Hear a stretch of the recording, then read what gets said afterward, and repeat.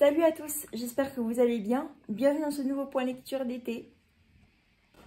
Je vais commencer par vous présenter Campus, le premier tome, Bienvenue à Easton, écrit par Kate Bryan et publié chez Bayard.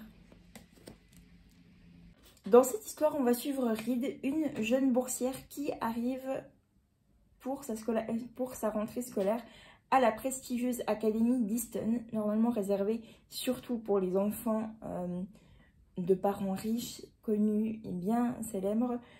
Elle va essayer de se fondre un peu dans ce décor qui sera tout nouveau pour elle. Ses parents sont loin d'être riches et bien connus. Sa mère est même atteinte d'une grande maladie. Enfin bref, c'est très compliqué à la maison. Et elle va donc essayer de se sortir un peu de tout ça en restant très discrète sur sa famille, sur sa personnalité. Enfin, essayer de se faire le plus petite possible. Mais le jour où elle décide, pour rentrer dans ce moule et changer un peu sa personnalité, d'intégrer le groupe le plus prestigieux de toute l'académie, c'est-à-dire les Bling, un groupe de filles, tout ce qu'il y a de plus starlet, bimbo, tout ce que vous voulez. Elle se rendra compte que derrière tous ces événements, les perles, les paillettes et les strass, il peut y avoir de choses encore plus sombres qui se cachent derrière. J'ai trouvé cette histoire vraiment superbe. Je l'ai lue en pas beaucoup de temps, me semble-t-il. Il y a une douzaine de tomes, si je ne dis pas de bêtises, mais je vous redirai ça dans une prochaine vidéo, si je lis la suite. En tout cas, il y a pas mal de tomes. Et j'ai vraiment hâte de découvrir la suite et de voir la suite des aventures, surtout que le cliffhanger nous laisse vraiment sur une fin qui donne très très envie. Donc j'ai hâte de découvrir la suite et pourquoi pas de le relire l'été prochain, parce que c'est vraiment une lecture à lire au soleil, sous un arbre ou au bord de la piscine si vous avez une piscine. Et on continue avec Perfect Date, le livre tiré du film Netflix, écrit par Steve Bloom, publié aux éditions Le Livre de Poche Jeunesse. Dans cette histoire, on va suivre Brooks qui rêve d'intégrer Columbia, mais malheureusement n'a pas les moyens.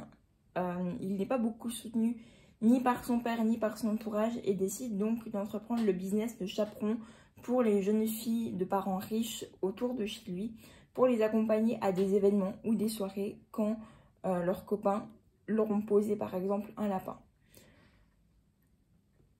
J'ai pas aimé cette histoire, très franchement, je l'ai trouvée longue, vulgaire dans les dialogues et pas forcément adaptée pour un public de 13 ans. Comme cité à l'arrière du livre, pour moi ça devrait être en tout cas un public de 16, 17 ans, voire 18, en tout cas des gens qui pourraient peut-être un peu plus s'identifier à ces personnages entrés en fac. Pour moi, c'est pas tellement un livre approprié pour de la jeunesse. Après, peut-être que certains d'entre vous l'ont déjà lu et l'ont bien aimé ou l'ont pas trouvé si rude que ça.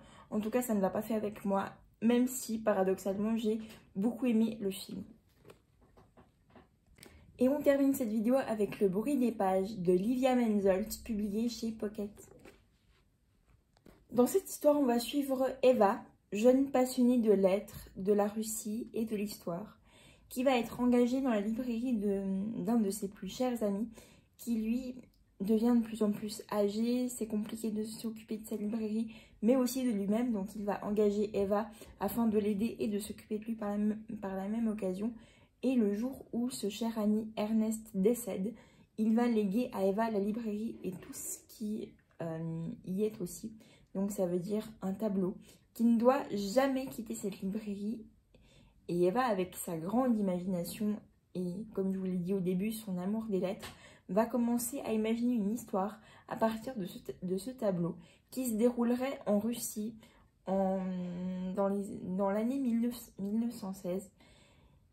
Mais petit à petit, bizarrement, son histoire et sa propre réalité vont se rapprocher de manière particulière. C'était une histoire très très belle en soi, avec beaucoup de poésie, très touchante, qui donne beaucoup à rêver. Je ne sais pas si vous allez comprendre ce que je veux dire, mais il n'y a pas d'autre mot. Voilà, elle donne à rêver. Elle donne vraiment envie de voyager, fait voir la Russie, ou je sais pas, des couleurs, ça donne envie de s'imaginer vraiment entrant dans ce tableau, dans cette peinture. La seule chose qui m'a personnellement un petit peu perturbée dans cette histoire, c'est le côté où vraiment on passe d'une époque à une autre, donc autant le 21e siècle, là où il y a des passages de la vie de Eva et surtout comment se passent les moments d'écriture où elle est en train de justement créer l'histoire de son personnage du tableau, et l'époque de la Russie où on a vraiment une histoire dans une histoire qui peut aussi être vraiment très chouette, mais qui pour moi personnellement essayer de suivre en passant d'une réalité à une autre, en suivant deux personnages en même temps, c'était un petit peu compliqué pour moi. Donc j'ai hésité à l'abandonner plusieurs fois, si je peux être complètement honnête avec vous. Mais finalement, la fin méritait vraiment le temps que j'ai passé dessus, et je ne le regrette pas. Ce serait sûrement une très chouette histoire à relire, pourquoi pas dans l'année prochaine, pendant l'hiver, ou bref, à relire une fois. C'était une très très belle histoire que je vous recommande à 100%. Voilà, c'est la fin de cette vidéo, j'espère qu'elle vous a plu. Merci beaucoup de l'avoir regardée et je vous dis à la prochaine pour de nouvelles aventures. Ciao!